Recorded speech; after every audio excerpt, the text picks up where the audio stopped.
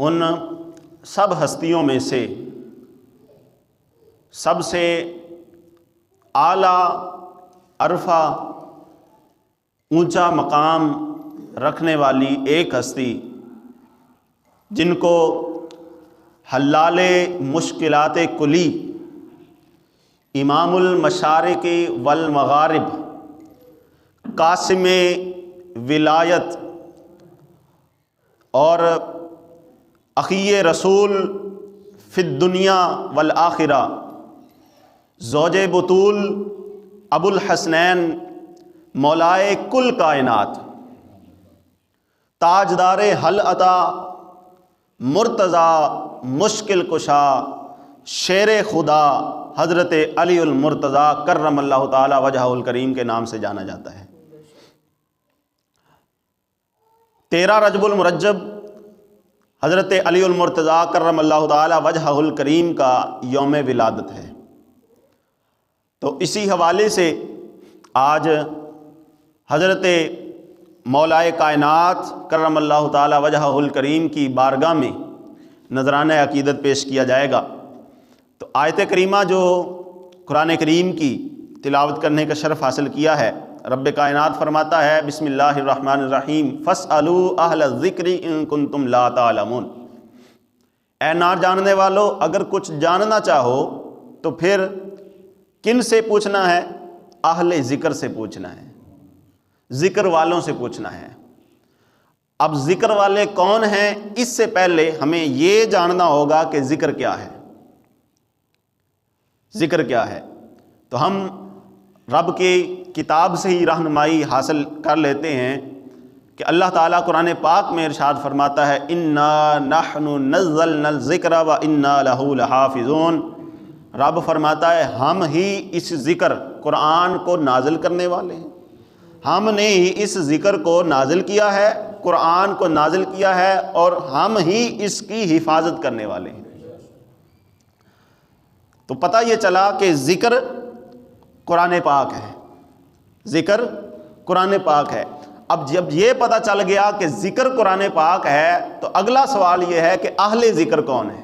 ہم نبی پاک صلی اللہ تعالیٰ علیہ وآلہ وسلم کی حدیث پاک سے رہنمائی لیتے ہیں۔ نبی پاک صلی اللہ تعالیٰ علیہ وآلہ وسلم ارشاد فرماتے ہیں علی مع القرآن والقرآن مع علی، علی قرآن کے ساتھ ہے اور قرآن علی کے ساتھ ہے۔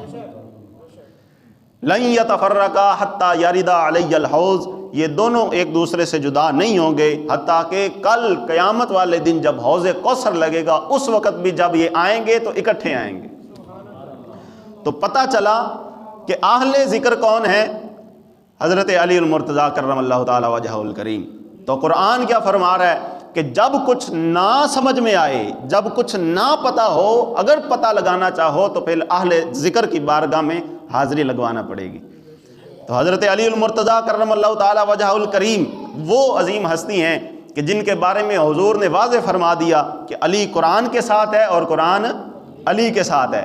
اور اگلی بات بھی توجہ سے سماعت کیجئے، ایک طبقہ وہ ہے جن کے پاس علی تو ہیں قرآن نہیں ہے، علی ہیں قرآن نہیں ہے۔ ایک طبقہ وہ ہے جن کے پاس قرآن ہے علی نہیں ہے۔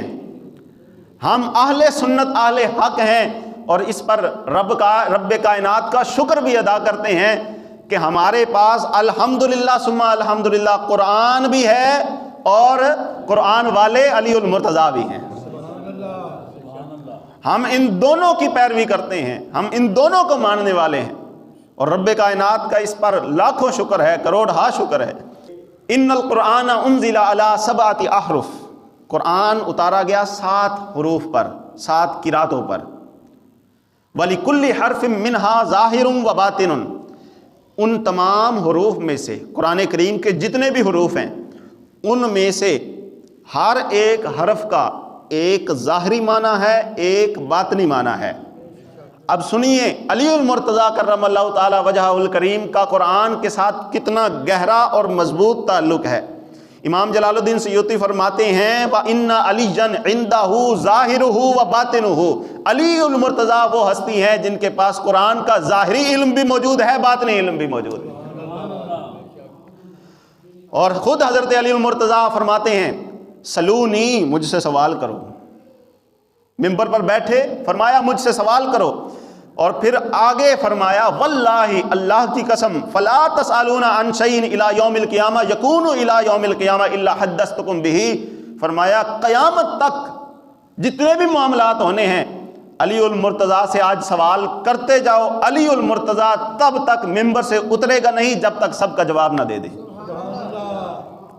یہ علی المرتضیٰ کا علم تھا، اور یہ علم آیا کہاں سے؟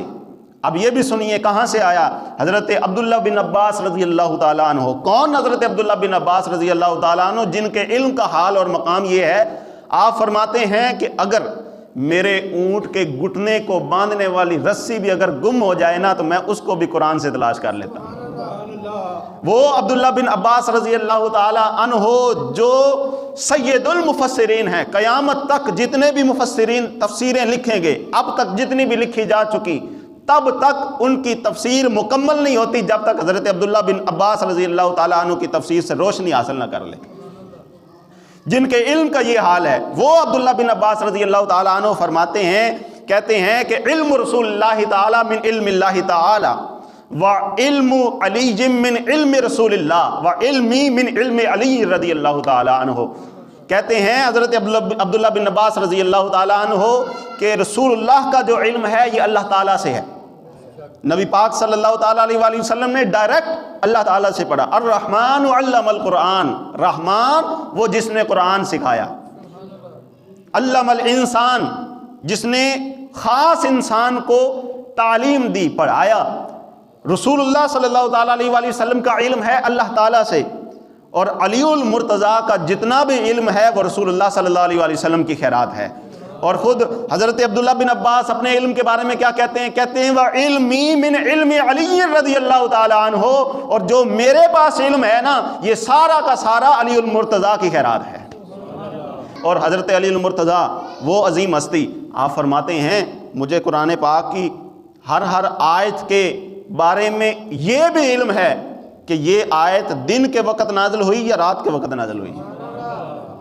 فرمایا مجھے یہ بھی علم ہے کہ میں بتا سکتا ہوں کہ وہ گرمی میں نازل ہوئی ہے یا سردی میں نازل ہوئی ہے۔ فرمایا یہ بھی علم ہے کہ وہ عرش پر نازل ہوئی ہے یا فرش پر نازل ہوئی ہے۔ یہ بھی علم ہے کہ پہاڑ پر نازل ہوئی ہے یا میدان میں نازل ہوئی ہے۔ وہ علی المرتضیٰ جن کے علم کا کوئی اندازہ ہی نہیں کر سکتا۔ آج مجھے افسوس ہوتا ہے ان لوگوں پر، ترجمہ کرنا آتا نہیں اور بحث اور مباحثہ کرتے ہیں علی المرتضیٰ کی ذات پر، حیا نہیں آتی۔